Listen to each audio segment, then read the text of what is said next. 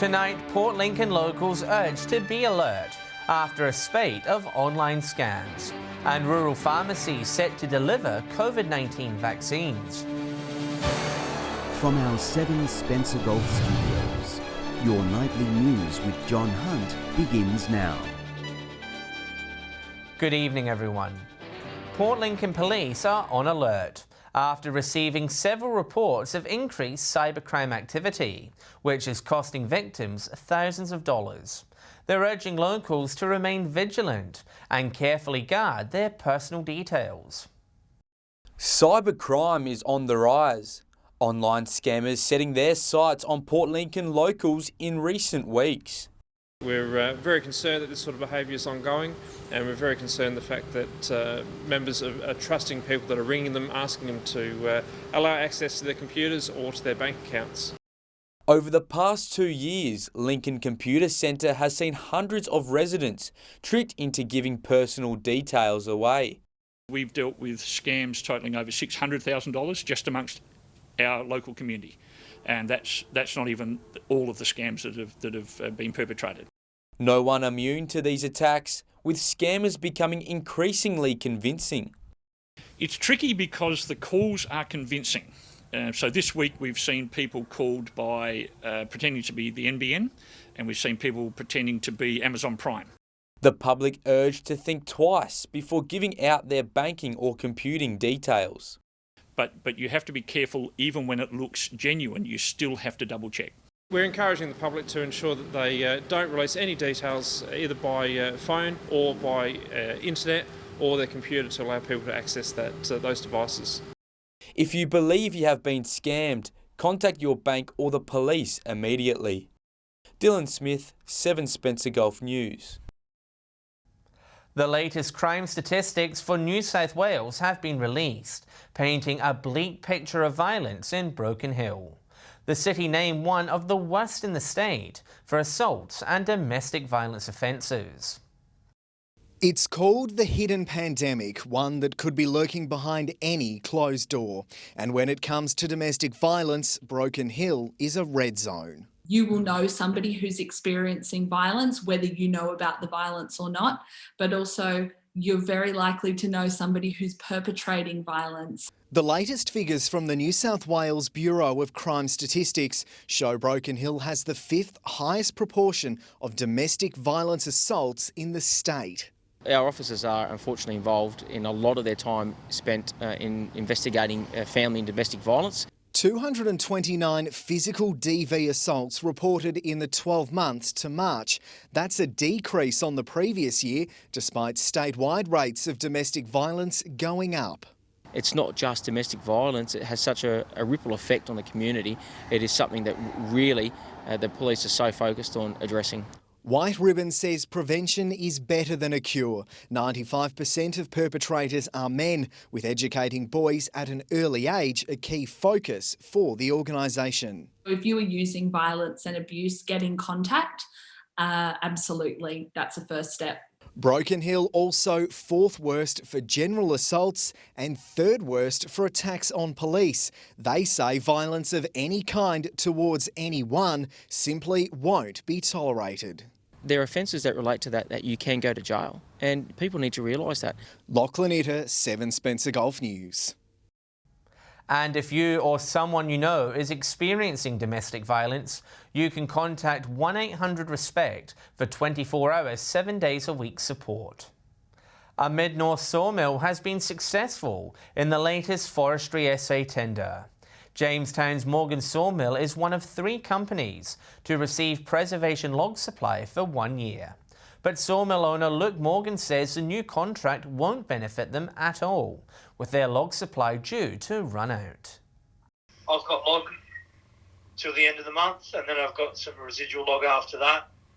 And then I need to source an alternative supplier other than Forestry SA.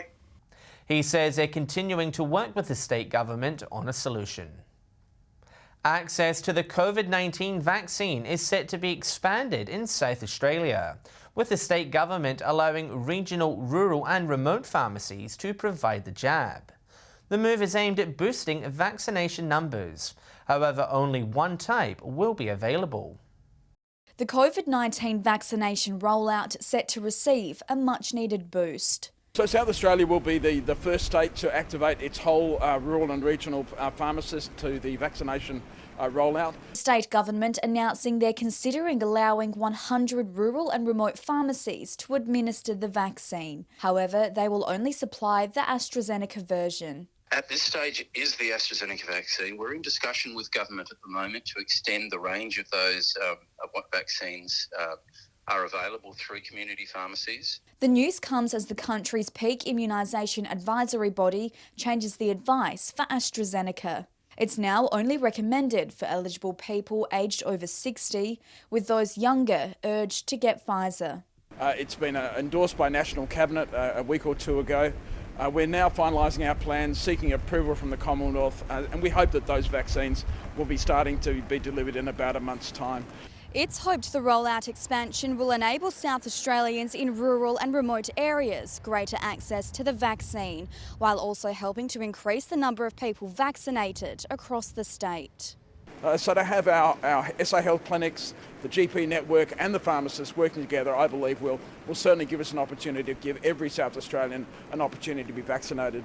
Katrina Musson, 7 Spencer Golf News.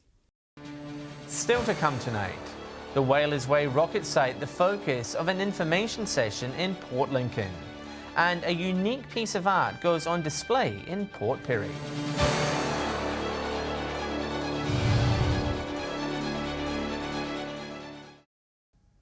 Welcome back.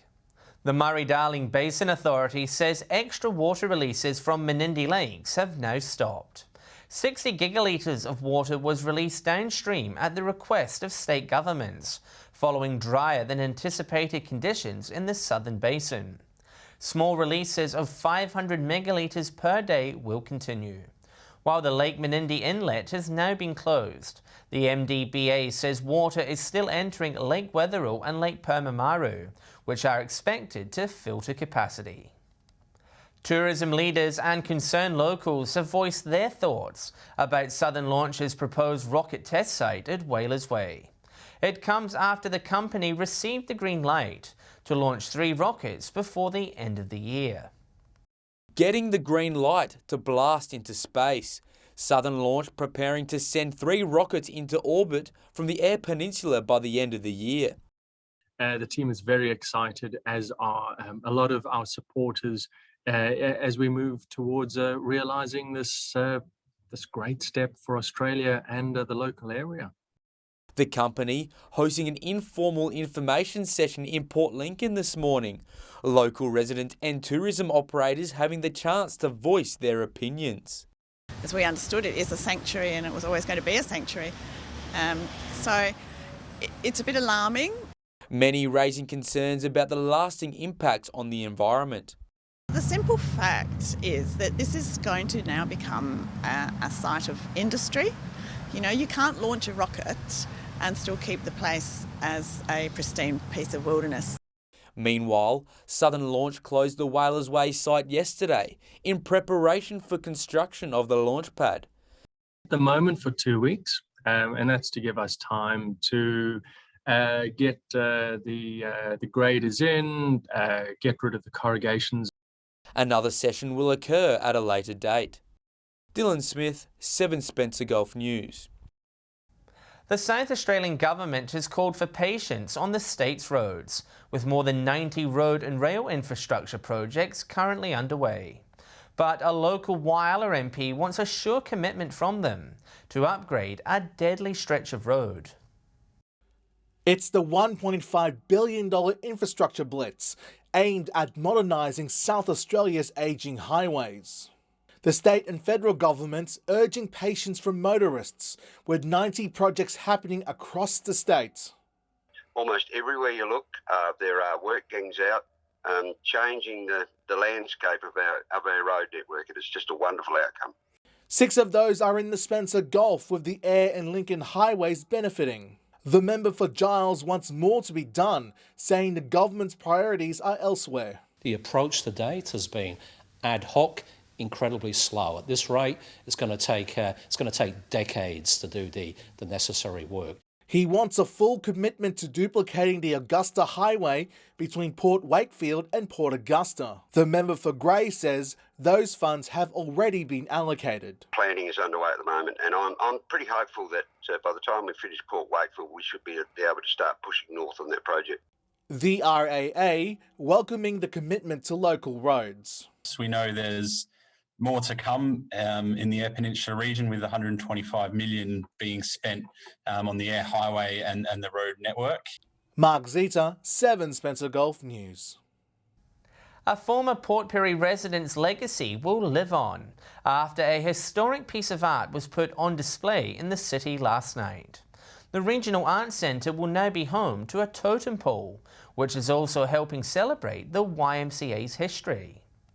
An iconic piece of Port Pirie history now on display. It looks better here than I've ever imagined it to look. Lovely to see it on display and the story to be told and for history to continue. In 1959, this totem pole was gifted to the Port Pirie YMCA by former resident Richard Arnold. Richard, a Canadian Army and Royal Mounted Police Force veteran, commissioned the design for the YMCA as a thank you before World War II. He went through the war and then he thought about the YM. So, yeah, that's pretty special. That totem pole stood in the YMCA in Gertrude Street for 50 odd years until the YMCA folded and the building came down. The pole has been kept in storage until now. We're honouring the YMCA for a $700,000 donation they made to Port Pirie Junior Sport, and in amongst the process of just talking about what we're going to do for sport complexes around the place, there was a mention of a totem pole. The Arnold family say they are proud to carry the legacy of their beloved uncle, while also ensuring the memory of the YMCA lives on. We're very proud to have a legacy here, and it's something that's going to stay around for a long time. Katrina Musson, 7 Spencer Gulf News. Stay with us. A Moonta man strikes it lucky, winning 2 Keno jackpots. And Whyalla getting ready for the beginning of the cuttlefish breeding season.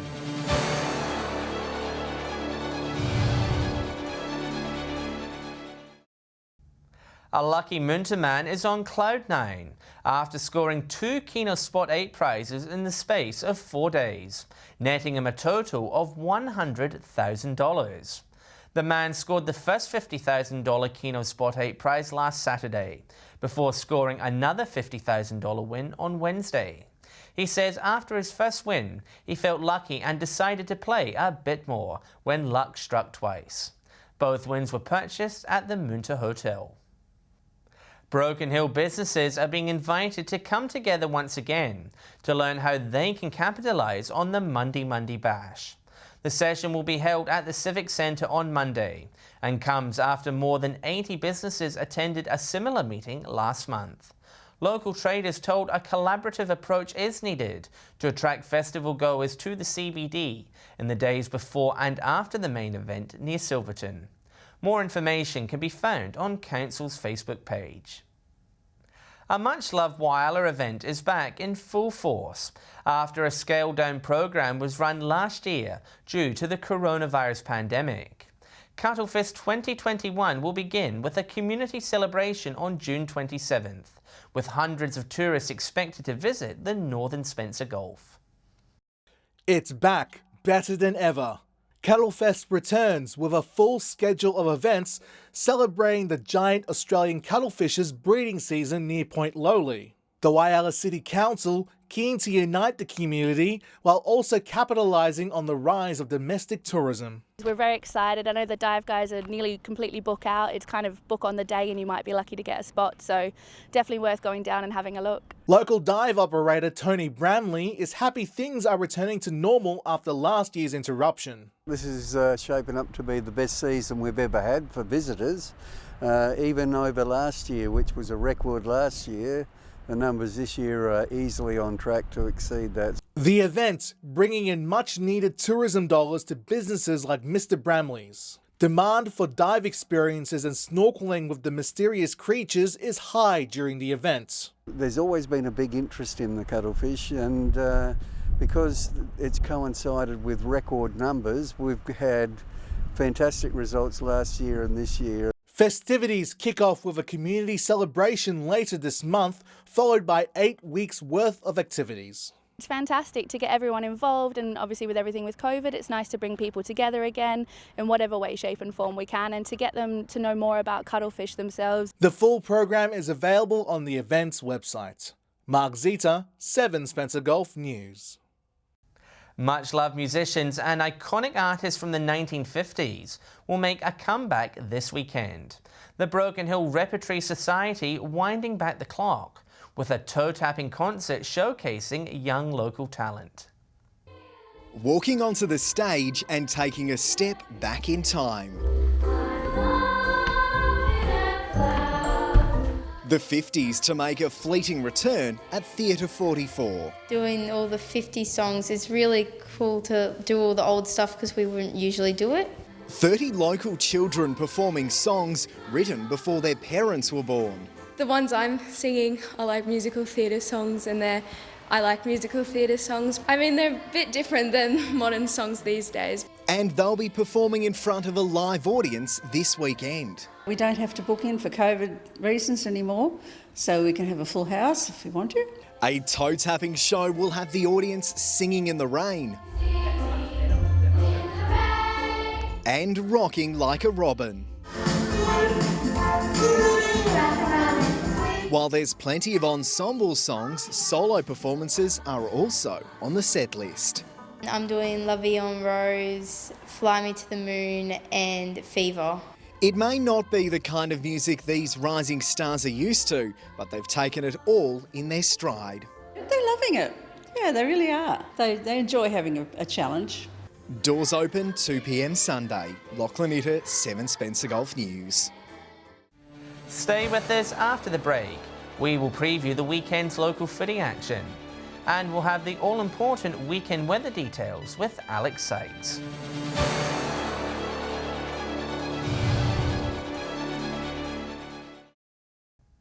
Hello again.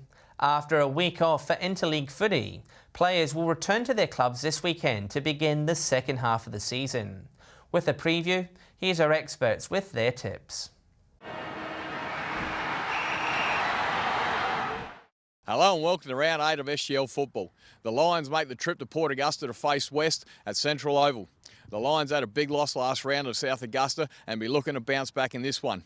Westies pushed Solihull away last round and be looking to continue some of that good form. I'm going to tip the Lions. Over at Etts Oval, it's Central's taking on South. South, after a stuttering start of the season, had an impressive win over the Lions last round and have shown the league that these guys aren't done with yet. I'm going to tip South. In Pirrie, we got Solihull taking on Ports here at Memorial Oval. Solihull are still unbeaten, while Ports just have the 2 wins to date. I'm going to tip the Cats to continue their unbeaten run. We're back in Whyalla football after a week off with the combined game, and we're pretty much at the halfway point of the Whyalla football season. So first up at Memorial Oval, it's South Whyalla versus North Whyalla. Sadly for South, their season's struggling along, and I think the Magpies are going to be way too strong. Then a game on Saturday at Baroona Bay Oval. Don't often play out there. It's Roona Bay versus Central Whyalla. Match of the round. Both teams had great wins last week, but I think it's going to be the Bays at the home ground who'll sneak across the line. And finally on Sunday at Bennett Oval, Rapina versus West Whyalla. Roos are getting better each week. They had their first win 2 weeks ago, but they take on a strong team in the Dragons, and I think West will win. Welcome to Port Lincoln Footy Tips. We kick things off at Centenary Oval, where Waybacks are hosting Mallee Park. Waybacks have lost their last couple of games, but I think they've got something to prove. I think this will be a hard game, and I'm actually going to tip Waybacks to win this one at home and win by 3 goals. In the next game, a match of the round, the 2 informed teams, Marble Range are hosting Lincoln South at Wongaree. Marble Range by less than 10 points. In the final game, we got Tasmans hosting Boston's at Ravendale Oval. Unfortunately for Tasmans, they've dropped a long way after their premiership last year. I think they'll win this one, and win this one by 5 goals. After a week off, football returns to the Silver City. The 2 A-grade games this weekend, we have Western Central at Memorial Oval. It's the home ground of Central, the Magpies. Can they cause an upset? I don't think so, but it will be a close game. At Jubilee Oval, the ladder leaders South take on North. North are playing the kids, but they're struggling. South are humming. They're heading towards final action. South to win easy and West just over the Magpies. Time now to check how the weather is shaping up in our region this weekend. With all the details, it's good evening to Alex Sykes. And good evening to you, John. The weekend is looking mighty fine. Hard to believe after most of the Gulf endured more rain today. From 3 p.m, Broken Hill was 14, Port Pirie 16 and Kadina got to a high of 12. Looking further out across the region now, Port Augusta reached 17, Whyalla, Port Lincoln, Woodner, Cooper Pedy and Adelaide all reached 15. Cleve had a shower of 2 and top 12. Clare got to a high of 11. Taking a look at the satellite image now, scattered cloud over central and southern South Australia in the wake of a front is bringing a few showers, mainly to the southeast. High cloud across the north is not bringing any rain. Moving on to tomorrow's weather outlook now, and we'll start with the Gulf waters. Southerly winds 20 to 25 knots, seas 1.5 metres to 2.5 metres, and south to southwesterly swell 1 to 1.5 metres. Port Lincoln and Woodner both cloudy and set to reach a high of 15, Cleve 14 degrees, possible shower in Whyalla 15, Port Augusta 17 and Kadina will be 16 degrees. Port Pirie 17, Clare and Broken Hill both set to be partly cloudy and a high of 13 there.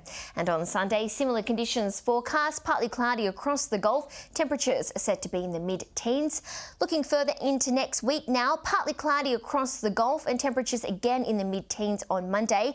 18 will be the region's top, while Broken Hill will have the region's lowest temperature, reaching a high of just 15. And on Tuesday, the rain will be back for some parts. Port Augusta, Woodner, Kadina and Port Lincoln all showers.